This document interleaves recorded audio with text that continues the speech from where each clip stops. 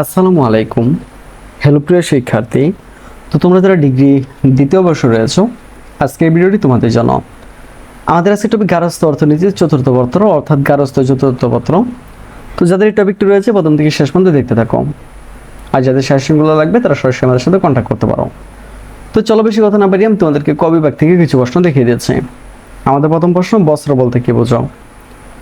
উত্তর হচ্ছে, কোনো তন্তু দিয়ে বিশেষ পদ্ধতিতে তৈরিকৃত সামগ্রীকে বস্ত্র বলা হয়।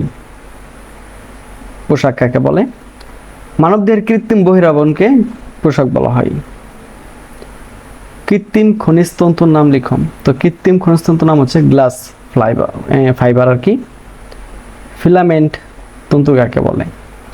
যে সকল তন্তুর দৈর্ঘ্য বেশি তাকে ফিলামেন্ট তন্তু বলা হয়। তন্তু কি? সুতা জাতীয় জিনিসকে তন্তু বলা হয়। তন্তু অর্থ কি? মনে রাখবা, তন্তু অর্থ সুতা বা সূক্ষ্ম সুতা। প্রাকৃতিক তন্তুর বৈশিষ্ট্যগুলো কি বা উৎসগুলো কি? তো প্রাকৃতিক তন্তুর উৎসগুলো হচ্ছে উদ্ভিজ্জ উৎস, প্রাণীজ তন্তু বা খনিজ তন্তু। তন্তুর রানী বলা হয় কোন তন্তুকে? তোমরা খুব ভালো করে জানো যে রেশমকে তন্তুর রানী বলা হয়। সুতি তন্তুর মূল উৎস কি? মনে রাখবা, সুতি তন্তুর মূল উৎস কার্পাস, তোলা। বস্ত্রের মৌলিক একক কি? বস্ত্রের মৌলিক একক বা তন্তু হচ্ছে আঁশ। ছন্দ কাকে বলে? কাব্যর রসগণ শ্রুতিমধুর বাক্যে সৃজনশীল বা সুশৃঙ্খল ধ্বনি বিন্যাসের ফলে যে সৌন্দর্য সৃষ্টি হয় তাকে ছন্দ বলা হয়। পারিবারিক জীবনচক্রের কয়টি স্তর রয়েছে? রয়েছে তিনটি। সিদ্ধান্ত কাকে বলে? একটি কাজ শুরু করার পূর্বে কাজটি কিভাবে করা হবে তার পরিকল্পনা গ্রহণ করাকে সিদ্ধান্ত বলা হয়। সিদ্ধান্ত গ্রহণের কয়টি ধাপ? উত্তর হচ্ছে, সিদ্ধান্ত গ্রহণের ধাপ হচ্ছে 5টি। অনৈমিত্তিক সিদ্ধান্ত গ্রহণ কি? যেসব সিদ্ধান্ত আনুষ্ঠানিকভাবে উদ্বুদ্ধ কোনো সমস্যার সমাধানের প্রয়োজনে গ্রহণ করতে হয় তাকে অনৈমিত্তিক সিদ্ধান্ত গ্রহণ বলা হয়।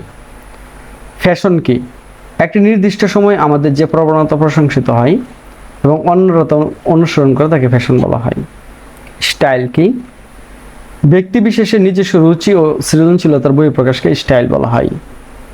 ফ্যাশনের দুটি বৈশিষ্ট্য লেখো। তো ফ্যাশনের দুটি বৈশিষ্ট্য হচ্ছে, ফ্যাশন দীর্ঘস্থায়ী হয় না এবং ফ্যাশনের সীমাবদ্ধতা নেই। এরপর দেখো স্টাইলের দুটি বৈশিষ্ট্য।